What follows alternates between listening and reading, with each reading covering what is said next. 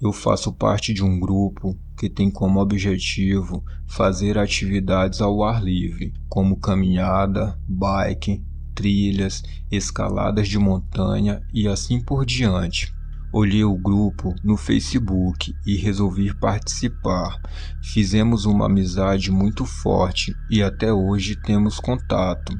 O grupo tem cerca de 10 pessoas e quando organizamos alguma aventura, nem todos podem ir, mas para termos uma frequência, vamos com quem está disponível no dia. Uma vez, organizamos uma viagem para um parque afastado da nossa cidade, onde poderíamos escalar uma das muitas montanhas daquele lugar e explorar belas paisagens e cachoeiras. Nessa viagem, éramos 4, Dávila, James, Cristina e eu. Trouxemos sacos de dormir e 2 barracas. Como James e eu éramos os únicos homens, carregamos o peso extra das tendas em nossas mochilas, já que estávamos empolgados com a viagem. Chegamos no meio da tarde e pudemos contemplar a bela folhagem de outono. Fomos em outubro. O tempo estava perfeito, mas começou a escurecer e não pudemos continuar a trilha. Então decidimos que iríamos montar um acampamento ali, antes que ficasse muito escuro. Montamos o acampamento em uma superfície dura e rochosa, e 3 de nós começaram a coletar madeira para fazermos um fogo. James derramou um pouco de fluido de isqueiro na pilha de gravetos e na madeira que coletamos, e isso ajudou a acender o fogo. Sentamos ao redor do fogo, começamos a comer os alimentos que havíamos levado, enquanto contávamos histórias e causos sobre as últimas viagens que fizemos com o grupo. Foi quando aconteceu pela primeira vez um grito à distância de uma mulher. Um grito de pânico soou como se alguém estivesse sendo atacado ou tivesse temendo pela sua vida. Ecoou montanha abaixo. Nós 4 ficamos em silêncio e olhamos uns para os outros. Qualquer um de nós que estivesse com comida na boca parou de mastigar e ficamos todos congelados por alguns segundos. O grito não se repetiu e nós quebramos o silêncio, nos perguntando o que deveríamos fazer. Deveríamos ficar ali? Tinha alguém com mais intenções por perto? Foi aí que outro som ecoou montanha abaixo, um som alto de estalo. Não soava como um tiro, mas o melhor que qualquer um de nós poderia descrever era esse som agudo e alto de estalo. Todos se olharam e concordamos em apagar o fogo e entrar em nossas barracas. Não sabíamos quem estava lá fora ou o que estava acontecendo e não queríamos anunciar a nossa presença. Eu compartilhei uma barraca com James, enquanto as meninas ficaram na barraca do lado. Sou um aventureiro de carteirinha, mas adormecer em um saco de dormir é sempre uma tarefa muito difícil para mim, e quando você adiciona a ouvir um som de gelar o sangue no meio do nada, isso se torna quase impossível. Já havia passado 1 ou 2 horas e James parecia ter adormecido. Eu ainda estava rolando de um lado para o outro, desconfortável, quando ouvi outro grito de uma mulher. Dessa vez era mais agudo e mais perto. Sentei-me e olhei para James, que parecia ter sido acordado pelo grito. Ficamos temerosos, até mesmo de sair da nossa barraca, pois o grito estava bem perto do nosso acampamento. Estávamos discutindo se deveríamos acordar as meninas e fazer as malas para sair. Teríamos uma longa caminhada de volta no escuro. Então ouvimos passos do lado de fora de nossas tendas, o som de sapatos batendo no chão de pedra perto de nós. Eu chamei pelos nomes de Dávila e Cristina, esperando que fossem elas.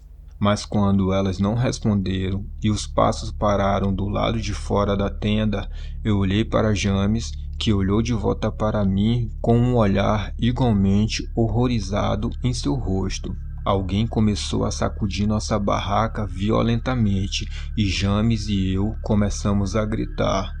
Podíamos ouvir as meninas gritando em suas tendas também, em reação aos nossos gritos. Eu tomei coragem e gritei que sairíamos da tenda e lutaríamos com quem quer que fosse que estivesse lá fora.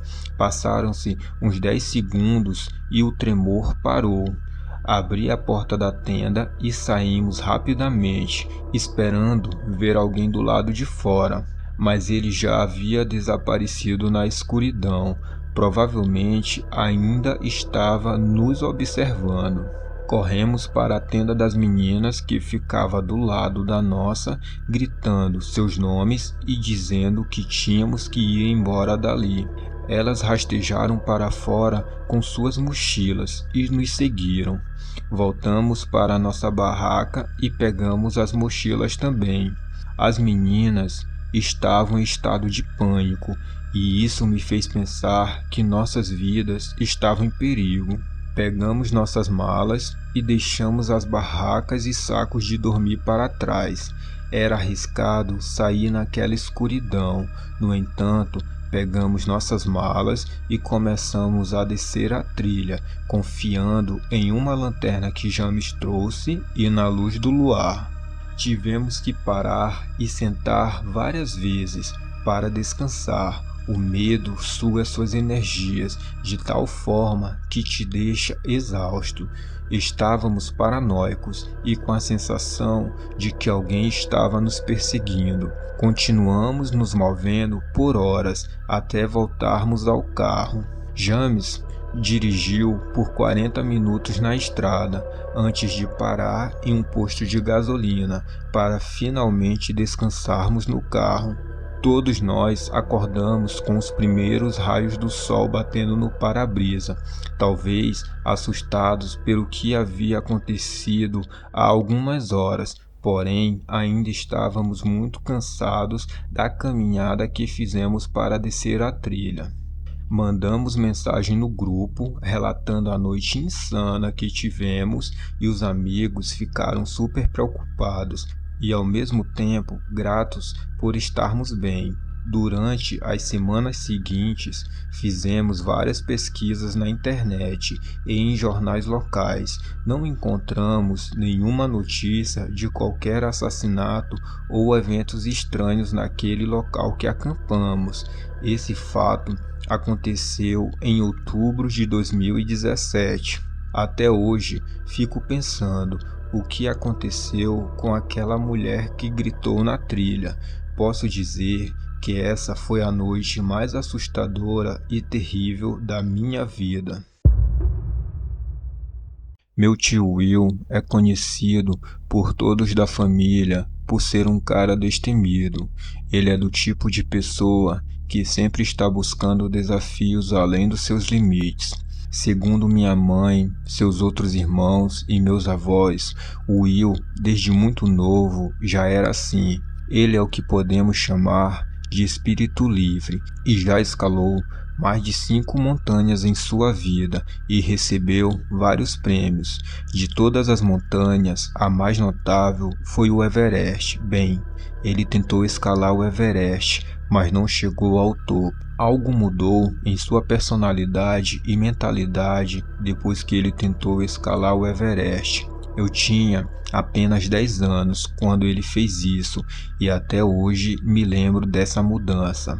Mas só 5 anos depois que eu soube o que realmente aconteceu no Everest. Meu tio foi sozinho em sua expedição, o que pode ter sido o seu maior erro. Ele disse que ficou no acampamento base por um dia inteiro antes de continuar sua escalada além desse ponto. No começo da subida foi fácil e no decorrer da subida, como se poderia imaginar, foi gradualmente ficando mais difícil. Embora seja um fato bem conhecido que muitos corpos de alpinistas que tentaram a escalada ainda estejam na montanha para serem encontrados, meu tio disse que nunca esperou realmente encontrar um. Ao subir o Everest, existe uma área chamada de Zona da Morte, que é a área da montanha onde a altitude resulta em falta de oxigênio e respirar torna-se uma tarefa muito difícil. Geralmente, isso acontece acima de 8.000 metros. A maioria dos mais de 200 alpinistas que morreram no Everest naquela época perderam suas vidas nessa zona. As pessoas são aconselhadas a não ficar na zona da morte por mais de 16 horas. Enquanto estava nessa zona, meu tio viu seu primeiro cadáver alojado numa ravina. Meu tio sempre foi um cara alto astral e feliz, e ver aquele cadáver no meio do nada foi um choque e algo perturbador para ele. Ele descreveu sua mudança de humor, indo de se sentir vivo e no topo do mundo para uma sensação de mortalidade iminente. No entanto, ele prosseguiu, e quando estava cansado, fez uma pausa e se sentou para recuperar o fôlego. Ver o cadáver realmente mexeu com sua cabeça, e ele mencionou que também estava começando a sentir tonturas e vertigens, provavelmente devido à grande altitude. Meu tio não queria se levantar de sua posição. Ele sentia como se estivesse perdendo energia e começou a falar sozinho. Finalmente, meu tio caiu em si, se levantou de sua posição e decidiu que não iria mais seguir a aventura até o topo do Everest. Ele começou a descer, até que outro alpinista esbarrou nele e começou a dizer para continuar subindo e que poderiam continuar juntos o trajeto. Meu tio disse ao homem que ele não queria mais fazer isso e que iria fazer o seu caminho de volta até o acampamento base. Ele contou que enquanto o homem falava com ele, insistindo para continuar até o topo da montanha, a sua voz era muito ecoante e surreal. Meu tio disse para o homem: "Tome cuidado no caminho", e continuou descendo lentamente a montanha. Ele começou a sentir sua cabeça girar e ao mesmo tempo falta de ar.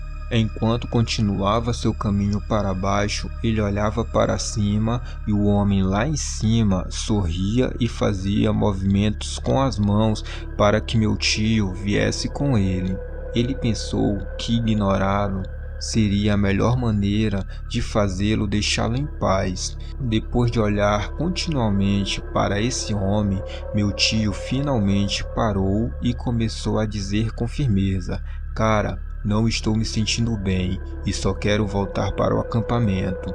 O homem, um pouco acima do meu tio, sorriu mais uma vez e disse: "Observe-me passar para o outro lado."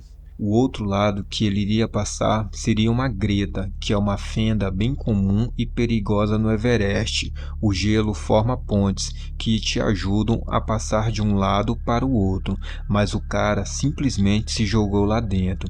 Meu tio disse que quando viu isso, apenas fechou os olhos e gritou de desespero. Caminhou alguns metros para chegar à greta, porém não havia vestígios de mais ninguém naquele lugar, sem pegadas, equipamentos ou coisas do tipo. Testemunhar isso fez meu tio se apressar na descida da montanha. Ele fez o mais rápido que podia.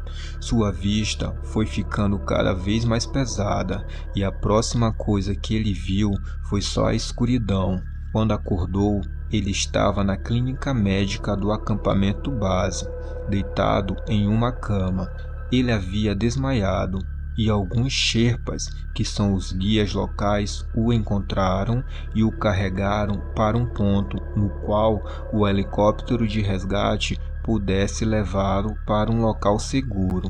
Meu tio esperou até o final da história para me contar que estava fora de si.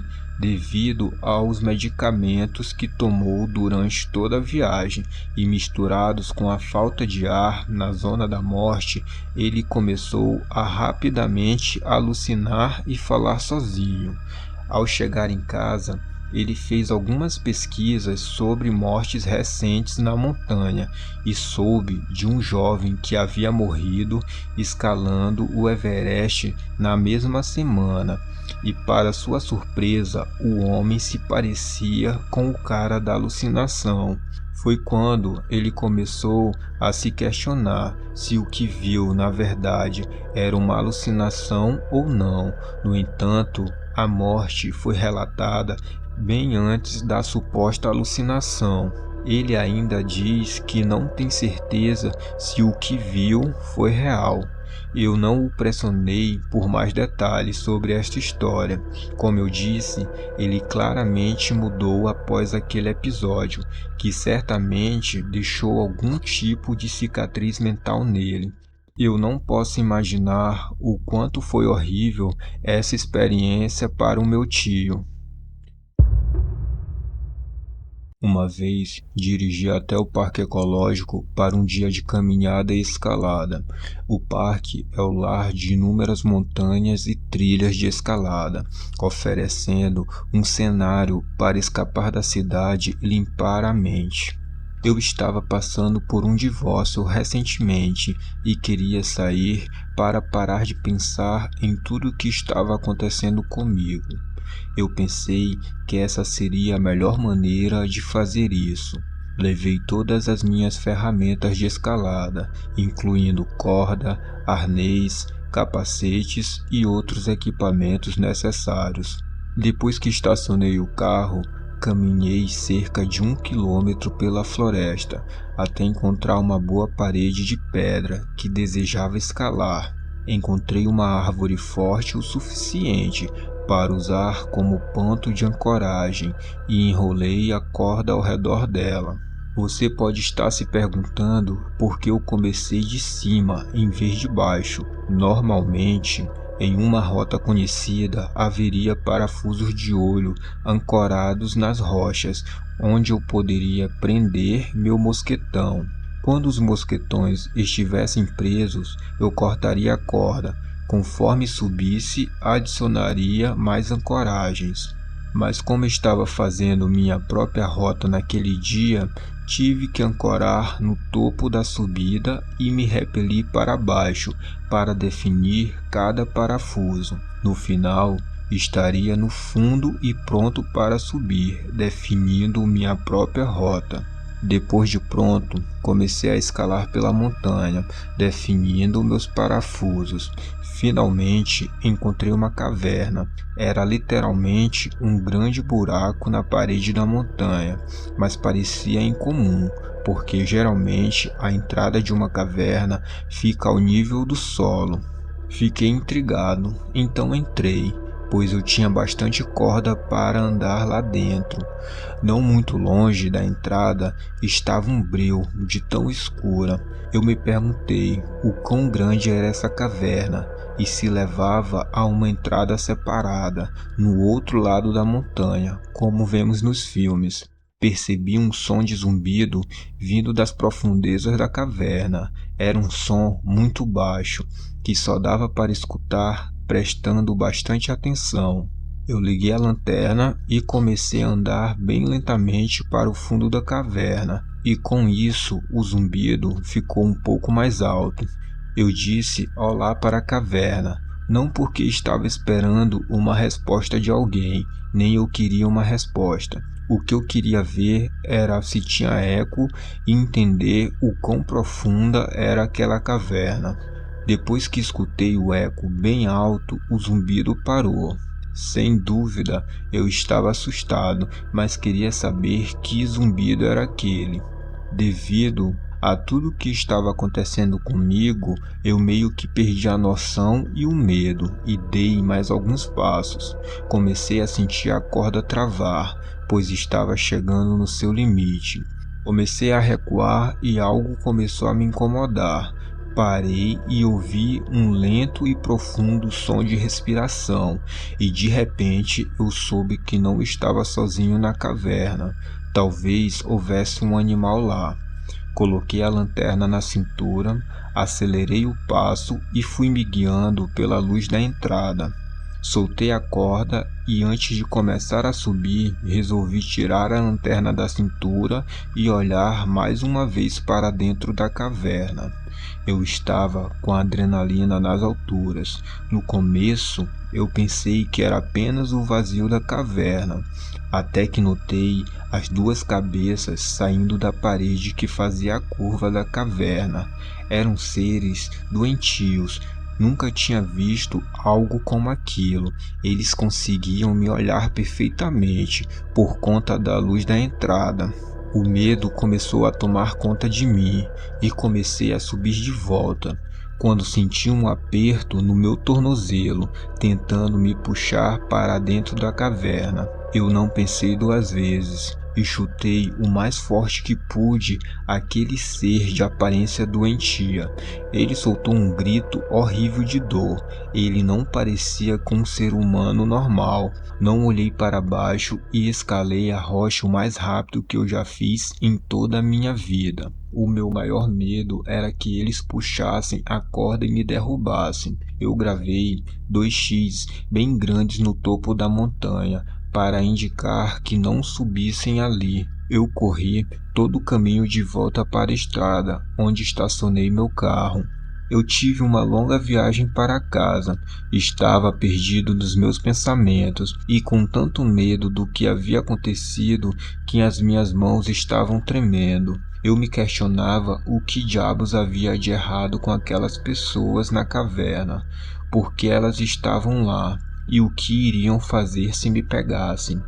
Eles pareciam pálidos e doentios. Não eram pessoas normais, isso eu tinha certeza. No dia seguinte, liguei para o número dos guardas do parque e deles a coordenada da caverna e falei sobre os perigos das pessoas de aparência doentia escondidas lá. Tenho certeza que os guardas não ligaram e certamente acharam que eu havia bebido ou fumado algo. Nunca mais tive coragem de visitar aquele lugar para fazer escalada ou qualquer outro esporte radical.